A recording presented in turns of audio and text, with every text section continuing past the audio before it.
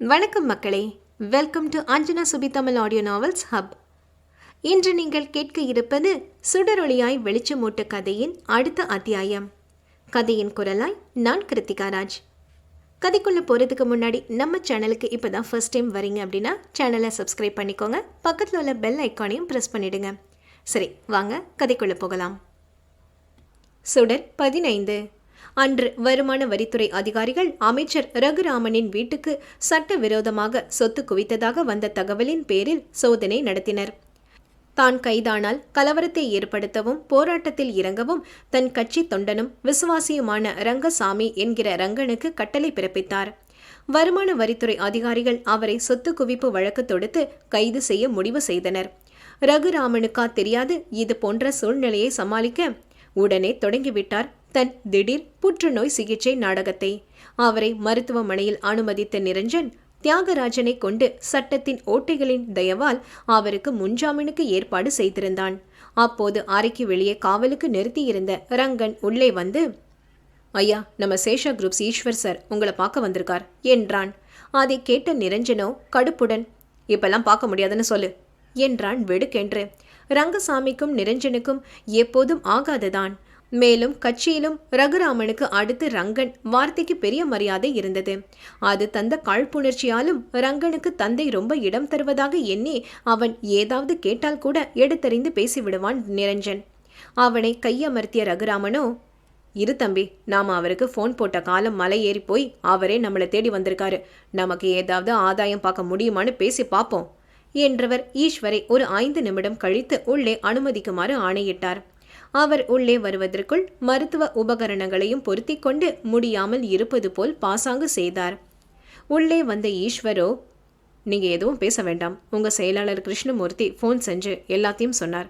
ஏதோ உங்க வளர்ச்சி பிடிக்காத எதிர்கட்சியோட சதி திட்டம் தான் இதுன்னு எனக்கு நல்லா புரியும். இது போல சூழ்நிலையை நானும் தொழில சந்திச்சிருக்கேன் என்று அவரை கையை தட்டி கொடுத்தார்.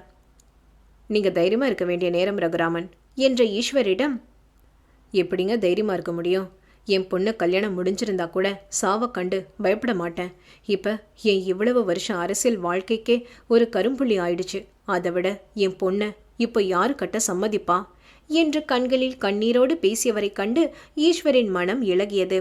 அவரும் பெண் பிள்ளை பெற்றவர்தானே, அவருக்கு தெரியுமே பிள்ளையின் வாழ்வு பற்றிய பயம் தகப்பனுக்கு எவ்வளவு மன உளைச்சலை தரும் என்று. அதனால் ரகுராமனின் நடிப்பை நிஜம் என்று நம்பியவர், இப்ப சொல்றேன் ரகுராமன், என்னைக்கு இருந்தாலும் உங்க பொண்ணு தான் என் மகனுக்கு என்று வாக்கு கொடுத்தவரை கைகூப்பி அனுப்பி வைத்தார் ரகுராமன். வெற்றியின் காவல் நிலைய அலுவலகத்தில் கர்ஜிக்கும் சிங்கமாய் நடைபயின்று கொண்டிருந்தான் வெற்றி. ஆம், போதைப்பொருள் பயன்படுத்தி சுயநினைவின்றி வன்புணர்வு செய்ததாக அவன் சிறையில் அடைத்த இருவரும் ஏதோ அரசியல்வாதியின் உபயத்தில் விடுவிக்கப்பட்டனர். இதை கேள்விப்பட்ட வெற்றிக்கு அவர்களை கண்டும் துண்டமாக வெட்டி எறியும் வெறி வந்தது. அப்போது அடுத்த மாத கடைசியில் டர்னர்ஸ் ரிசார்ட்டில் ஒரு ரேவ் பார்ட்டி நடக்க இருப்பதாக தகவல் தந்தான் அந்த உளவாளி. தன் கைபேசிக்கு காதை கொடுத்திருந்த வெற்றியோ, சரி, என்னைக்குன்னு கன்ஃபார்ம் பண்ண, நான் ஃபோர்ஸுக்கு அரேஞ்ச் செய்கிறேன் என்றான். அப்போது அங்கு வந்த வழக்கை கையாளும் மற்றொரு உதவி காவலர் வெற்றியிடம் வழக்கு சம்பந்தப்பட்ட கோப்பு ஒன்றை நீட்டி, சார், ஒரு முக்கியமான விஷயம். அந்த ஆனக்கட்டி மன்னார்காடு பார்டர் ஏரியாவில் பிடிச்ச ட்ரக் சப்ளை செய்கிற மெக்கானிக் சுந்தரம் ஒரு 3-4 அறக்கட்டளைக்கும் தொண்டு நிறுவனத்துக்கும் 6 மாதத்துக்கு ஒருக்க காசு அனுப்பிடுறான் சார். கடந்த 2 வருஷமாக செய்கிறான் சார். போன முறை கூட திவேஷுங்கிற அமைப்புக்கு அவன் அக்கௌண்ட்டில் இருந்து 8 லட்சம் போயிருக்கு சார். சந்தேகத்தில் அந்த ஃபவுண்டேஷனோட ரெக்கார்டு பேங்க் ஸ்டேட்மெண்ட் எல்லாம் பார்த்தப்ப எல்லாம் கிளியராக இருக்குது. அது வசதி இல்லாத பிள்ளைங்களை படிக்க வைக்கிற அமைப்புன்னு தெரிய வந்தது. வெற்றியோ மேலே சொல் என்பது போல் அந்த அதிகாரியை பார்த்தான். ஆனால் கடந்த 1 வருஷத்தில் திவிஷில் இருந்து மாதத்துக்கு ஒரு 4-5 வாட்டி ராஜீவ் ஃபார்மசியில் பல்கா பர்ச்சேஸ் ஆனதுக்கான பேங்க் டிரான்சாக்ஷன் ஸ்டேட்மெண்ட் கிடைச்சது சார், செக் செஞ்சதில் என்றார். வெற்றியோ தன் வாயில் ஒரு சுவிங்கத்தை மென்றபடி அவர் கொடுத்த அந்த கோப்புகளை புரட்டியவன், ஏன் சரவணன், பிள்ளைகளை படிக்க வைக்கிற நிறுவனம் எதுக்கு ராஜீவ் ஃபார்மசியில் இருந்து மருந்து ஆர்டர் செய்யணும் என்றான். அதற்கு அந்த அதிகாரியோ, அதான் சார், எனக்கும் புரியல என்றார். சரவணன், அவங்க ராஜீவ் ஃபார்மசியில் என்ன மருந்தெல்லாம் வாங்கியிருக்காங்கன்னு கொஞ்சம் பாருங்க. அப்புறம் அந்த மெக்கானிக் சுந்தரம் கடந்த 2 வருஷமாக டொனேட் செஞ்ச அமைப்புகளோட பேங்க் டிரான்சாக்ஷன் டீட்டெயில்ஸ் எல்லாம் எடுங்க என்றான். வெற்றியின் ஆலோசனையின் பேரில் மற்ற தொண்டு நிறுவனங்களையும் கண்காணித்ததில் ஏனைய 3 நிறுவனங்களுக்கும் சம்பந்தமே இல்லாமல் ராஜீவ் மருந்தகத்தில் இருந்து அதிக அளவில் மாதம் மருந்துகள் வாங்கியது உறுதியானது. அது மட்டுமில்லாமல் ராஜீவ் பண பரிவர்த்தனை செய்த அமைப்புகள் அனைத்தும் போலியானவை என்பதை விசாரணையில் கண்டுபிடித்த வெற்றி திடுக்கிட்டான். கிணறு தோண்ட பூதம் கிளம்பிய கதையாக இந்த வழக்கை தோண்ட தோண்ட புது புது மோசடிகள் பற்றி தெரிய வந்ததில் அதிர்ச்சி அடைந்தான். மேலும் டிவிஷன் நிர்வாகியான ராஜீவின் கையாளை பிடித்து விசாரித்ததில் வருமான வரிக்கு பயந்து ராஜீவ் தங்களை வைத்து இப்படி செய்ததாக கூறினர். அதற்கு மேல் அவர்களுக்கும் ஒன்றும் தெரியவில்லை. விசாரணையின் முடிவில் வெற்றிக்கு கிடைத்த அனைத்து துப்புகளும் கை காட்டியது ராஜீவ் ஒருத்தனைத்தான். எந்தவித பின்னணியும் இல்லாத ஒருவனால் இவ்வளவு யோசித்து செயல்பட முடியுமா? அவன் ராஜீவை பற்றி விசாரித்து அறிந்தவரை அவன் ஒரு சாதாரண குடும்பத்தில் இருந்து வந்த M.Pharm பட்டதாரி.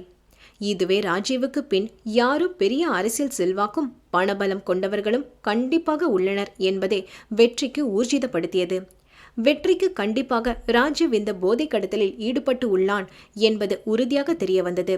இப்போதே அவனை கைது செய்தால் ஏனைய குற்றவாளிகள் சுதாரித்து விடுவர். அது மட்டுமில்லாது வலுவான ஆதாரங்களுடன் கையும் களவுமாக பிடிக்க காத்திருந்தான். அதனால் ராஜீவ் மற்றும் அவனுடன் சுற்றும் நண்பர்கள் அவனின் கடை என்று அனைத்தையும் கண்காணிக்க பணிந்தான். இவ்வாறாக வெற்றியின் சந்தேக வளையத்தில் சிக்கினர் திவேஷும் நிரஞ்சனும். தன் மடிக்கணிலில் இருந்த அம்மூவரின் விவரங்களையும் ஆழ்ந்து பார்த்தபடி தன் இருக்கையில் சாய்ந்தான் வெற்றி. இம்மூவரில் திவேஷும் நிரஞ்சனும் பணபலம் படைத்தவர்கள். அதிலும் நிரஞ்சன் கூடுதலாக அரசியல் பின்பலமும் கொண்டவன். கண்டிப்பாக இவர்கள் இருவரும் ராஜீவுக்கு துணை நிற்கிறார்கள் என்று ஐயமுற்றான் வெற்றி. மேலும் இவர்களுக்கும் அந்த டர்னர்ஸ் ரெசார்ட் பார்ட்டிக்கும் சம்பந்தம் இருக்கக்கூடுமோ என்று சிந்தனை வயப்பட்டான். இவர்கள் மூவருக்குமான நட்பு எத்தகையது என்று யோசித்தவன் இறுதியில் அடுத்த மாத டர்னர்ஸ் ரெசார்ட் பார்ட்டிக்காக காத்திருக்க முடிவு செய்தான். ராஜீவ் தவறியது நிரஞ்சனை முழுமையாக நம்பி அந்த அறக்கட்டளைகளில் இருந்து தன் மருந்தகத்துக்கு பண பரிவர்த்தனை செய்ததுதான். அவன் அறியவில்லை நிரஞ்சன் அவனை வைத்து செஞ்சோற்று கடன் தீர்த்து கொள்ளப் போகிறான் என்று. ராஜீவ் கர்ணனாக துரியோதனின் செஞ்சோற்று கடன் தீர்ப்பானா அல்லது தீர்த்து கட்டப்படுவானா? தொடங்கியது ஒரு கலியுக குருஷேத்திரம். ஒரு வழியாக சுபிக்ஷாவுக்கு செயல் திட்டம் சமர்ப்பிக்கும் பணி முடித்தாயிற்று. அடுத்து வரும் இறுதிக்கட்ட தேர்வுக்காக கடுமையாக படித்து கொண்டிருந்தாள். முடிந்தவரை அவள் எளிதாக படிக்க பாடத்திட்டங்களை வகுத்து கொடுத்து அவள் சந்தேகங்களை காணொளி அழைப்பிலேயே தீர்த்து அவள் தேர்வுக்கு ஆயத்தமாக பெரிதும் உதவினான் அஸ்வத். இதனால் இருவரும் பார்த்து கொள்வதே அரிதாக இருந்தது. நீண்ட இடைவேளைக்கு பிறகு அந்த வார இறுதியில் ரேஸ் கோர்ஸில் சந்தித்தவர்கள் சிறிது நேரம் பேசிக் கொண்டிருந்தனர். அவன் புத்தி கூர்மை கண்டு வியந்தவள் யோசனையாக, நீங்க ஏன் ஃபாரின் போய் படிக்கல என்றாள் தலை சாய்த்தபடி. அதற்கு, நீ எந்த நாட்டுக்கு போய் படித்தாலும் எவ்வளோ பெரிய யூனிவர்சிட்டியில் படித்தாலும் அனுபவமும் பட்டறிவும் கற்றுக் கொடுக்கறத எங்கேயும் கற்றுக்க முடியும் என்றான் அஸ்வத் அழுத்தமாக. ரொம்ப அனுபவமோ என்றவளிடம் தன் பாட்டன் நடத்திய வாழ்க்கை பாடத்தை நினைவு கூர்ந்தான் அஸ்வத். அஸ்வத் தன் MBA பட்டப்படிப்பை முடித்திருந்த சமயம் அவனிடம் வந்த ஆதிசேஷன் அவனை தன் சுய முயற்சியில் எந்த பகட்டும் இல்லாமல் தன் குடும்ப பின்னணியை வெளியிடாமல் ஒரு 6 மாதம் மொழி தெரியாத ஊரில் வேலை பார்க்க பணிந்தார். பாட்டனின் பேச்சுக்கு மறுப்பு தெரிவிக்காமல் மும்பையில் ஏதோ ஒரு நிறுவனத்தில் சாமானியனாக 6 மாதம் தன் வாழ்க்கையை கழித்தான் அஸ்வத். அங்கு கிடைத்த அனுபவ பாடத்தை கற்றவன் ஒரு தொழில் சாம்ராஜ்யத்தை நடத்த முதலாளியாக இருந்தால் மட்டும் போதாது, பொதுநல கோட்பாடு கொண்டவனாக இருப்பதும் அவசியம் என்று புரிந்து தெளிந்தான். 6 மாத இறுதியில் தன் பாட்டனிடம் தன் செலவு போக சேமித்த உழைப்பூதியத்தை கொடுத்த சின்னவனை பெருமை பொங்க பார்த்தார் ஆதிசேஷன். பேரன் உழைப்பின் அருமையையும் தொழிலாளர்களின் முக்கியத்துவத்தையும் அறிந்து கொண்டான் என்பதில் மகிழ்ந்தார் அவர். இனி அவருக்கு ஐயமில்லை, பேரன் சேஷாவின் மரபை கவனமாக பேணி காப்பான் என்பதில். அனைத்தையும் சுபிக்ஷாவிடம் கூறியவன், உன் பிறந்த நாளுக்கு வாங்கி கொடுத்த அந்த செயின் கூட அந்த காசுல வாங்கினதுதான் என்றான் ஒரு அர்த்த புன்னகையுடன். தன் கழுத்தில் மறைவாய் தவிழ்ந்த செயின் திடீரென்று ஒரு மெல்லிய குறுகுறுப்பு ஊட்டியது போல உணர்ந்தாள் சுபிக்ஷா. பார்த்தே இராத அவன் பாட்டனின் மேல் பெரும் மரியாதை கொண்டாள் சுபிக்ஷா. அந்த சூழ்நிலையை கலகலப்பாகும் பொருட்டு தீவிரமான யோசிக்கும் முகபாவத்துடன், ஏன் அஷு, ஒருவேளை உங்க தாத்தாவுக்கு தலைவரோட தம்பிக்கு எந்த ஒரு படம் பார்த்து இந்த ஐடியா கிடைச்சிருக்குமோ என்றவளை வெட்டவா குத்தவா என்பது போல பார்த்து வைத்தான் அஸ்வத். அவன் பார்வையை அலட்சியப்படுத்தியவள், நான் கூட மும்பைன உடனே பாட்சா ரேஞ்சுக்கு மாசா ஒரு ஃப்ளாஷ்பேக் எதிர்பார்த்தேன். ச்சே, என்னை இப்படி பொசுக்குன்னு ஏமாத்திட்டீங்களே என்றவளின் நாசியை அழுந்து பிடித்து ஆட்டியபடி, இந்த வாய் இல்லைன்னு வெய்யே, உன்னையெல்லாம் நாய் தூக்கிட்டு போயிடுண்டி என் ஜப்பான் பொம்மை என்றான் ஆசையாக. அவன் கையை தட்டிவிட்டவள் தன் சிவந்து விட்ட நாசியை தேய்த்து கொண்டே, ரொம்பத்தான் கொழுப்பு கருவாயா உனக்கு என்று அளவம் காட்டி கூறினாள். அவள் கைப்பிடித்து சுண்டி எழுத்தவன், நான் கருவாயனாடி என்றான் அவள் முகத்துக்கு நெருக்கத்தில் வந்தபடி. அவளோ உதட்டை சுழித்து, ஐயா கருவாய் இல்லாம வெள்ளக்காரதுரையோ என்று கூறிய வார்த்தைகள் அவன் இதழ்களுக்குள் தான் முற்று பெற்றது. இருவருக்கும் முதல் இதழொற்றல் சற்று தட்டு தடுமாறி ஆரம்பித்து சுவாசத்திற்காக பிரிய நேர்ந்த போதும் இருவரின் நெற்றி மட்டும் உரசிக்கொண்டு ஒருவர் மூச்சு காற்றை மற்றொருவர் சுவாசிக்க கொடுத்து ஒரு மோன நிலையில் இருந்தனர். அஸ்வத்தோ திடீரென்று, நந்துமா, அன்னைக்கு தாடியை எடுத்துட்டு வந்தா உன் செப்பு வாய கடன் தரேன்னு சொன்னேல, அது இப்ப தரியா என்று அந்நிலையிலும் டீல் பேசினான். சுபிக்ஷாவோ நடந்த இதழணைப்பில் இருந்து இன்னமும் மீள முடியாமல், ஃப்ராடு, அதான் நீயே எடுத்துக்கிட்டே, அப்புறம் என்ன என்றாள் ஒரு மெல்லிய குரலில். அவள் நடுங்கும் கைவிரல்களோடு தன் விரல்களை கோர்த்தவன், அது நானா எடுத்துக்கிட்டதுடி, நீயா இன்னும் தரல தானே, வார்த்தை மாறக்கூடாது ஜப்பான் பொம்மை என்றவனின் நியாயம் கேட்டு லேசாக சிரிப்பு வந்தது அவளுக்கு.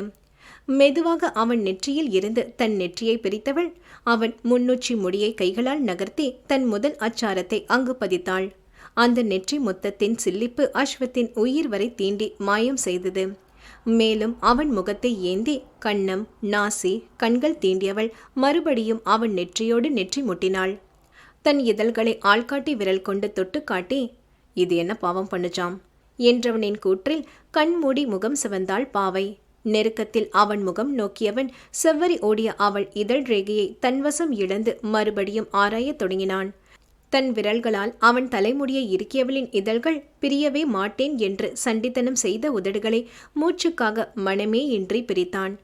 அந்திவானமாய் சிவந்துவிட்ட வதனத்தை அவனுக்கு காட்டாது மறைக்க அரும்பாடு பட்டாள் சுபிக்ஷா. அவளை மேலும் தவிக்க விடாமல் வேறு விஷயங்கள் பேசி சகஜமாக்க முயன்றான் அஸ்வத். அஸ்வத் சுபிக்ஷாவிடம் தான் வாங்கி கொடுத்த தங்க சங்கிலியை பற்றி கூறியவன் அதில் பிணைத்திருந்த பெண்டன் பற்றி கூற மறந்தான். அப்படி கூறியிருந்தால் ஒருவேளை பாவைக்கு அவன் உயிர் நேசத்தின் ஆழம் புரிந்திருக்குமோ? சொல்லி புரிய வேண்டிய விஷயமா காதல்? அது அனுபவித்து உணர வேண்டிய ஆத்மார்த்தமான உணர்வன்றோ? சுடர் ஒளிரும். கதையில் அடுத்து என்ன என்பதை அடுத்த அத்தியாயத்தில் பார்ப்போம். இணைந்திடுங்கள் எங்களோடு. அதுவரை உங்களிடமிருந்து விடைபெறுவது நான் உங்கள் கிருத்திகா ராஜ். நன்றி.